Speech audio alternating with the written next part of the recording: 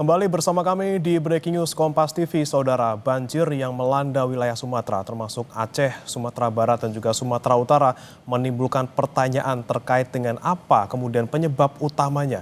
Apakah murni dari pengaruh iklim dan juga cuaca, ataukah ada ulah manusia yang tercampur di dalamnya? Kita akan tanyakan kepada Dwi Korita Karnawati, Guru Besar Teknik Geologi dan Lingkungan Universitas Gadjah Mada. Selamat sore, Bu Dwi Korita.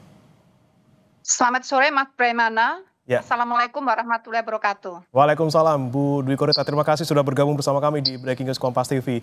Bu Dwi Korita, tentu Anda sudah melihat bagaimana kemudian yang terjadi selama 2 minggu ini gitu ya, terkait dengan banjir yang melanda Sumatera. Anda melihatnya memang ini murni karena faktor cuaca, ataukah kemudian ada kerusakan alam yang ditimbulkan manusia sehingga kemudian dampaknya bisa sebesar ini?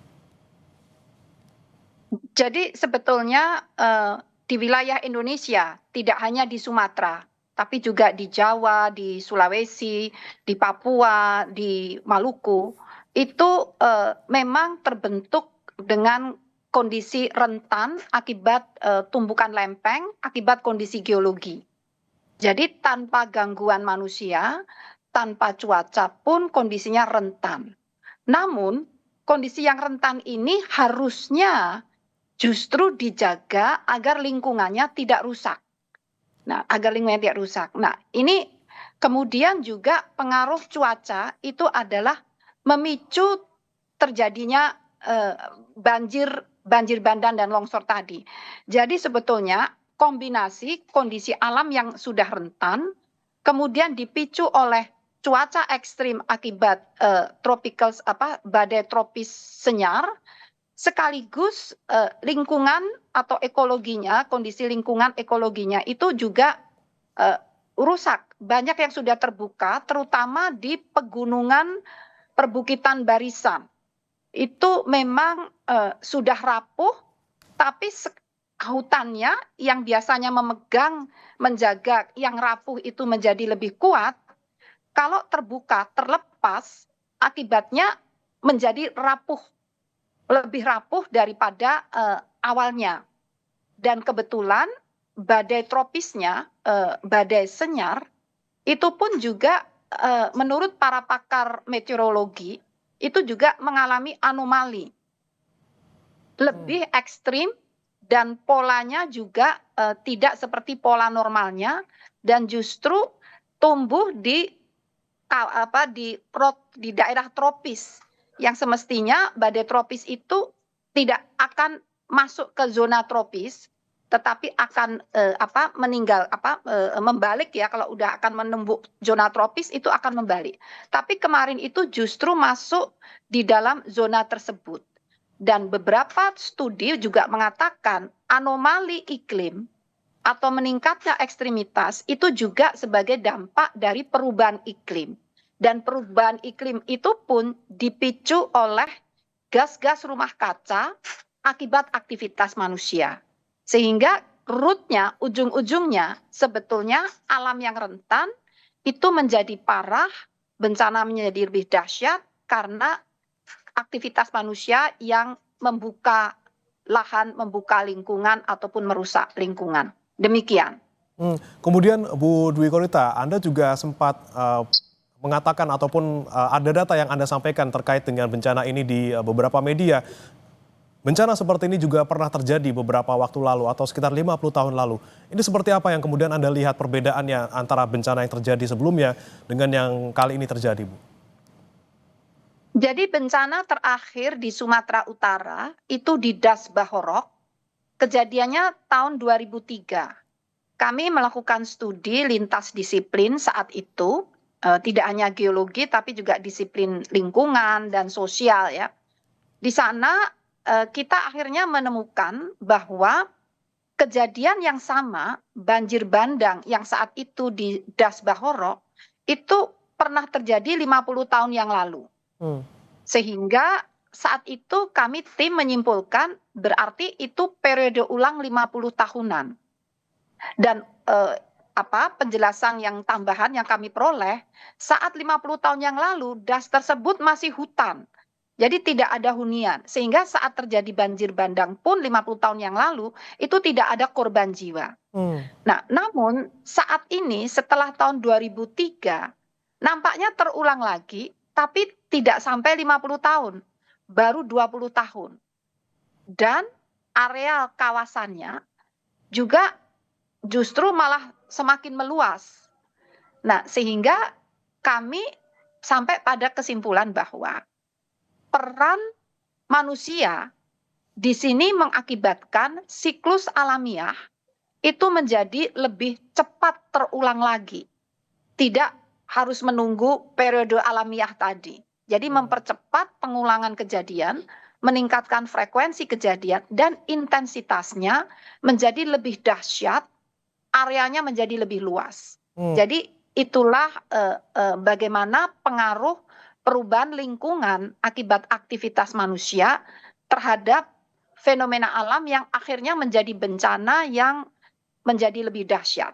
Oke. Demikian. Sudah kawasan yang rentan, kemudian ada potensi siklus bencana 50 tahunan tapi terjadi lebih cepat karena ulah manusia. Tapi sebenarnya seberapa besar, Bu Dwi Korita, kontribusi tata ruang mungkin yang diakibatkan oleh ulah manusia ini kemudian bisa berdampak pada seberapa besar bencana yang ditimbulkan, mungkin terkait dengan korban jiwa maupun kerusakan yang ditimbulkan? Nah, kalau kebetulan pernah ada studi yang pernah saya pelajari yang menunjukkan daerah Jabodetabek di tahun 1970, kemana 10 tahun kemudian, setiap 10 tahun kemudian terlihat, ini kita analog dulu ya, tata guna lahannya itu semakin terbuka, dan BMKG mengidentifikasi dengan semakin terbukanya lahan, maka suhu udara permukaan itu pun semakin meningkat. Jadi pemanasan di udara, di tempat udara permukaan kita tinggal ini semakin meningkat. Dan hal itu pun juga terjadi di area lain di wilayah Indonesia. Terjadi peningkatan suhu udara. Dan peningkatan suhu udara inilah yang memacu perubahan iklim global, termasuk terjadinya cuaca ekstrim. Jadi seberapa besar pengaruhnya manusia itu, pertama dari membuka lahan, itu memacu kenaikan suhu yang akhirnya kecepatan perubahan iklim dan memacu terbentuknya cuaca ekstrim. Karena dengan suhu yang semakin menghangat, semakin panas, siklus hidrologi, daur hidrologi, itu pun semakin cepat. Tadi analog dengan banjir bandang. Daurnya 50 tahun menjadi 20 tahun. Siklus hidrologi pun menjadi semakin terpacu dan intensitas pertumbuhan awan-awan juga menjadi semakin masif dan akan semakin parah apabila mengakibatkan bencana. Selain itu, tata guna lahan itu tampaknya tidak memperhatikan bahwa lahan-lahan itu ada yang zona merah. Sudah ada peta-peta bahaya dari Badan Geologi yang menunjukkan zona rawan bencana. Itu sudah ada. Dari BNPB juga sudah ada. Namun seberapa jauh itu dipatuhi dalam tata ruang. Jadi poinnya, tata ruang pun kurang ya, atau tidak memperhatikan zona-zona merah. Karena kalau saya amati dari video udara yang tampak di bencana ini, tipikal sekali bahwa lahan-lahan yang terlanda banjir bandang itu sebetulnya adalah kipas-kipas aluvial. Yang ilmu geologi mengatakan kipas aluvial, yaitu bahasa mudahnya adalah kumpulan endapan banjir bandang purba. Jadi daerah-daerah tersebut sebetulnya memang lokasi yang dimana banjir bandang itu memang lewat di situ. Yaitu tuh endapan-endapan banjir bandang purba. Sehingga tata ruang yang ada saat ini yang mengkondisikan daerah tersebut untuk permukiman, itu ya itulah melesetnya di sana. Karena permukiman muncul di zona-zona yang harusnya dihindari. Seperti itu. Jadi itulah tadi pertanyaannya, seberapa besar pengaruh tata guna lahan, tata ruang terhadap bencana ini. Ya itu tadi, pengaruhnya adalah begitu dahsyat, bisa menimbulkan bencana yang masif karena tidak memperhatikan peta-peta bahaya atau peta-peta kerentanan bencana. Demikian, yang sebetulnya sudah ada itu. Oke. Kemudian selain terkait dengan tata guna lahan yang tadinya memang tidak harus digunakan sebagai permukiman karena tempat lewatnya air bandang gitu ya.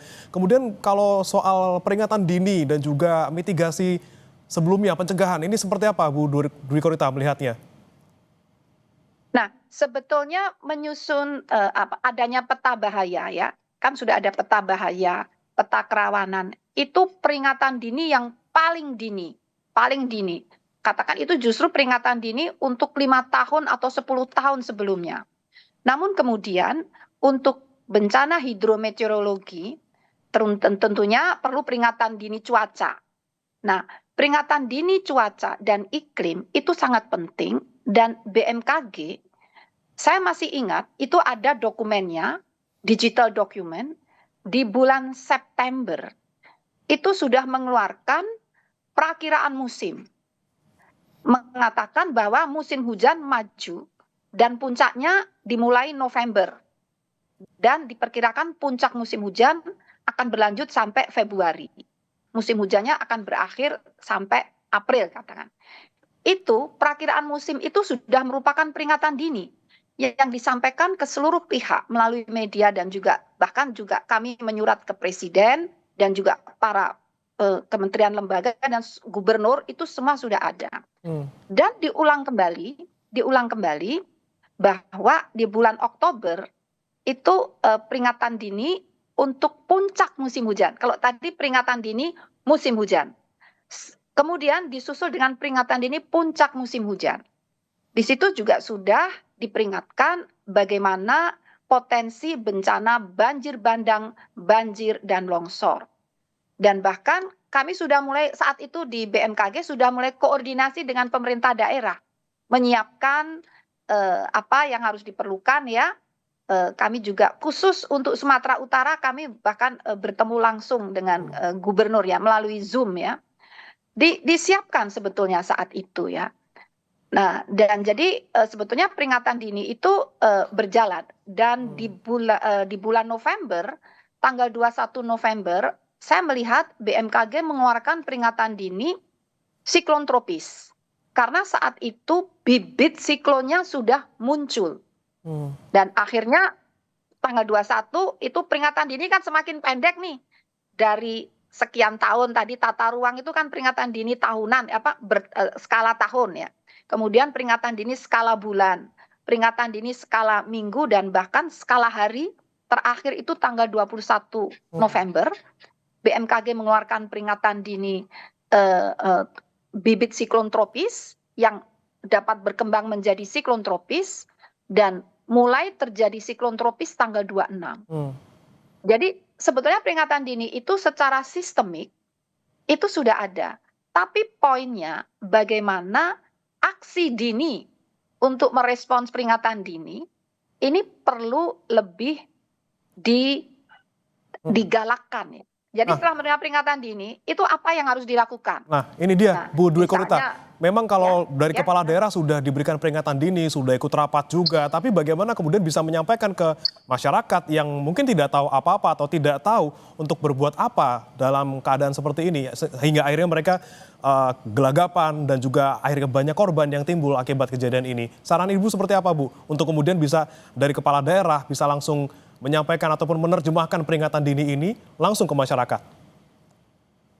Iya, sebetulnya edukasi dan literasi tentang kebencanaan nampaknya masih perlu terus digalakkan ya. Jadi apalagi sampai ke masyarakat dan edukasi itu kan tidak harus dalam bentuk sekolah ya. Bisa melalui sosial media, bisa melalui media-media interaktif lainnya. Dan jadi ini mungkin yang perlu ditingkatkan adalah bagaimana literasi dan edukasi tadi. Dan kadang-kadang mungkin komunikasinya perlu juga ditingkatkan. Sebagai contoh saat banjir di Bekasi, itu kami juga koordinasi dengan BPPD dan ternyata sudah ada ronda di komplek-komplek ya. Dan salah satu penghuni itu menyampaikan sudah mendengar ada peringatan siaga, siaga, siaga. Nah, namun ternyata kata siaga itu tidak dipahami. Jadi kembali tidur lagi karena waktu itu sedang bulan puasa ya, mau sahur gitu ya. Setelah sahur ya tidur lagi, bangun tidur airnya udah naik. Jadi komunikasi itu juga menurut kami juga perlu kita tingkatkan bersama. Kata siaga itu barangkali harus dijabarkan evakuasi keluar dari area itu ya. Tapi kalau hanya siaga kan kita nggak ngerti siaga itu apa ya. Jadi harus lebih apa ya, bahasanya lebih bahasa yang bahasa masyarakat kali, bukan bahasa yang seperti itu tadi, apa, Oke. tidak begitu jelas gitu Ya, ya. pola Demikian. komunikasi yang straight to the point ya, yang sederhana bisa dipahami oleh seluruh Iya, masyarakat, itu iya, bisa membuat iya, mereka juga bisa secara langsung gitu ya, mengevakuasi diri jika ada menindaklanjuti. bencana Betul, seperti itu. Selain komunikasi tentunya betul. tadi secara garis besar juga Bu, terkait dengan tata ruang, jangan sampai membangun permukiman di tempat yang rawan untuk dilewati air bandang, kemudian juga bagaimana menjaga hulu tentunya ya Bu ya, agar Iya, air tidak das langsung turun ke bawah. Dan ini menjadi pelajaran kita bersama, Bu Dwi Korita. Semoga kedepannya kita juga bisa lebih waspada untuk menghadapi bencana. Terima kasih Bu Dwi Korita Karnawati, Guru Besar Teknik Geologi dan juga Lingkungan Universitas Gadjah Mada sudah bergabung bersama kami di Breaking News. Selamat sore, Bu. selamat sore.